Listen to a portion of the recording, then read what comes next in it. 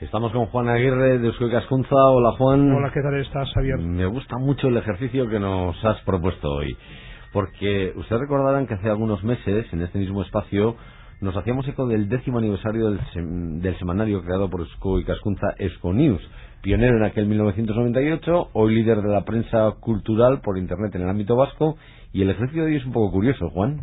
Pues sí, como sabemos, Internet lo bueno que tiene, las publicaciones por Internet, es que permiten un control absolutamente exhaustivo y milimétrico de cuántas personas acceden y leen las páginas, algo que en la prensa papel es algo más complicado. Bueno, entonces lo que hemos hecho ha sido dirigirnos a la redacción de Eusko News y preguntar cuál es en estos 10 años el artículo que ha sido más leído de los no sé cuántos miles que se han publicado en los cerca de 500 números, ¿no? Y a mí el resultado pues me ha sorprendido.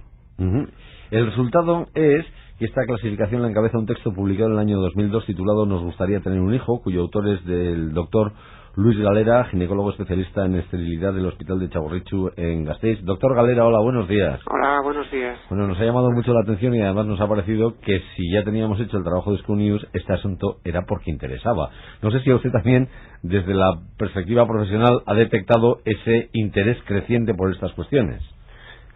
Hombre, a mí la verdad es que cuando llegan las parejas a la consulta ya tienen una información bastante exhaustiva del tema, ¿no? La verdad es que los hijos son muy importantes para las parejas y generalmente cuando llevan unos meses y no logran un embarazo, pues como habéis dicho, pues consultan internet y generalmente vienen con un nivel bastante alto de información. Luego ya, pues cuando pasan los meses y no se quedan, pues ya recurren a especialistas para intentar ya diagnosticarles y tratarles adecuadamente, ¿no? Buenos días, doctor Galera. Hola, buenos días. Bueno, ya sabemos que el porcentaje de parejas con problemas para procrear ha aumentado pues bastante en las últimas décadas, ¿no? Entonces mi pregunta es doble. Por un lado, ¿se puede decir que la fertilidad es un problema hoy creciente en nuestra sociedad? Y en tal caso, ¿cuáles son sus principales causas? Hombre, yo creo que las parejas y sobre todo las personas aspiramos a cada vez a más bienestar y a más felicidad, ¿no? Y yo creo que los hijos constituyen un problema muy importante, ¿no? Entonces, pues bueno, pues las parejas se preocupan cada vez más en tener hijos y en buscar soluciones. ¿Que ha disminuido la fertilidad? Hombre, yo creo que ha disminuido por una serie de causas. Quizá a lo mejor el estrés de las parejas en los trabajos exhaustivos, el cansancio a última hora del día, pues les impide pues relacionarse adecuadamente, tanto relaciones sexuales como relaciones normales. Y luego otro problema importante que es que coincidimos casi todos los especialistas, pues es en la edad de la mujer. La verdad es que se ha retrasado mucho la edad del primer embarazo y bueno, y eso pues ha llevado como consecuencia a que las mujeres son menos fértiles, claro. A partir de los 25 años se ha visto que hay una disminución paulatina de la fertilidad y a partir de los 40 pues muy manifiesta, ¿no? O sea que estamos tratando de planificar en exceso nuestra vida reproductiva, ¿no? Ese puede ser uno de las conclusiones y de los problemas a la vez. Hombre, yo creo que vivimos una sociedad súper planificada, ¿no? Nos planifica el trabajo, la pareja, el piso. Lo que pasa es que yo creo que hay una cosa importante y es que la sociedad yo creo que no nos ha planificado para el fracaso, ¿no? Es decir, que cuando hay un fracaso la sociedad no nos da alternativas, es decir, parece que hay que conseguirlo todo y entonces pues bueno, pues la gente se hunde y uno de los problemas más importantes que tenemos es pues eso, es que cuando se fracasan los tratamientos pues la gente se derrumba, tiene alteraciones psicológicas y eso es muy duro, ¿no? Precisamente su artículo, que es muy interesante y que recomiendo a cualquier persona que lo lea, acaba con estas palabras suyas que me parece que van al hilo de lo que acaba de decir. Dice, creo que los profesionales que nos dedicamos a estos temas, tanto ginecólogos como psicólogos, debemos transmitir que la vida se compone de muchas y gratas experiencias, pero que todo por desgracia o por suerte no se puede conseguir. La medicina podrá ayudar, pero tenemos que aprender a vivir en positivo cuando las cosas no salen como queremos. Lo que pasa es que eso a veces no es fácil, es fácil decirlo, claro, efectivamente, pero es fácil sí. Incorporarlo a su propio pensamiento es muy muy difícil, ¿no? Yo le oí a un ginecólogo vasco con una larga trayectoria que una frase que me impresionó mucho en un periódico decía: se llora más por embarazos fallidos que por cánceres. Sí, bueno, yo creo que un cáncer no tiene nada que ver con una esterilidad, pero sí que efectivamente sí. Yo la verdad es que a veces me preocupo porque en la consulta la verdad es que la que se queda embarazada llora y la que no se queda llora, pues al final a veces tienes un complejo de hacer llorar a la gente que la verdad es que es un poco... Pero es un proceso, doctor, es un proceso bastante largo y que requiere también cierta armazón psicológica, ¿no?, para afrontarlo. Sí, a mí me parece importantísimo eso. Yo creo que hacemos poco hincapié en la psicología, pero la verdad es que la gente lo pasa muy mal cuando no se queda embarazada, ¿no? Es un proceso largo y a veces por múltiples consultas, por múltiples centros, y a veces es muy minante desde el punto de vista psicológico. La gente acaba mal, y además encontrarte con gente que en un principio viene y te dice no, yo no tengo ningún problema, yo si no tengo hijos pues vale, ¿no? Pero luego resulta cuando vas entrando en los tratamientos y tal, ves que empieza a conectar, que es como una madeja que les engancha y que es difícil salir, es muy difícil salir. Yo por eso a veces recomiendo que hay que ponerse metas, es decir, no vale todo, sino decir, bueno, yo hago esto y si no, es importante que ya he hecho lo que he podido, no es lo conseguido, desconectar y dejarlo como una cosa aparte, ¿no? Porque si no, al final es que no tiene límite esto, ¿no? Claro.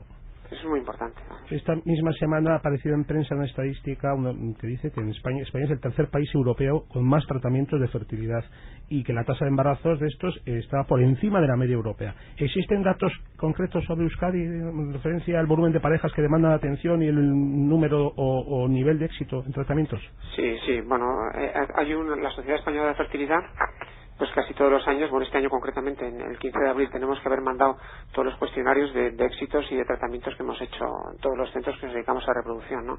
Entonces, bueno, el Euskadi pues tiene unas tasas yo creo que comparables al resto de España, y que efectivamente que España está pues a la cabeza de tratamientos y de calidad asistencial, ¿no? Yo creo que tiene un nivel muy bueno, ¿no? En general. ¿Y dónde está, doctor, el límite de la edad? Una sentencia judicial reciente ha obligado al Sistema Vasco de Salud a someter a fecundación in vitro a una mujer a la que se le había negado el tratamiento por tener más de 40 años. Ahí la cuestión está si el sistema público de sanidad debe afrontar igual probabilidades de gestación muy escasas, ¿no? Claro, yo creo que es un tema, claro, por un lado está la política sanitaria y por otro está la ley. Yo creo que a veces dedicar recursos cuando se tiene pocos éxitos, pues yo no sé si es gastar innecesariamente el dinero, ¿no? Aunque sea muy duro para una señora de 40 años o de más de 40 años que paga sus impuestos, ¿no? Claro, por otro lado la ley, si no hay una limitación de recursos, pues también dice, bueno, pues que se haga, ¿no? Pero vamos, yo creo que para mí, desde el punto de vista científico, yo creo que no es una opinión mía, sino generalizada, por encima de 40 años y a nivel mundial, la opinión también es, por encima de 40 años, yo creo que intentar inseminaciones, bueno, lo que son técnicas de reproducción asistida, tiene un bajo índice de éxito, ¿no? Entonces yo creo que se debe ser muy cauto a la hora de hacer esos procedimientos, ¿no? Tanto en la medicina pública como en la privada, Oiga, la lista de espera en el País Vasco que anda en torno a un año, ¿no?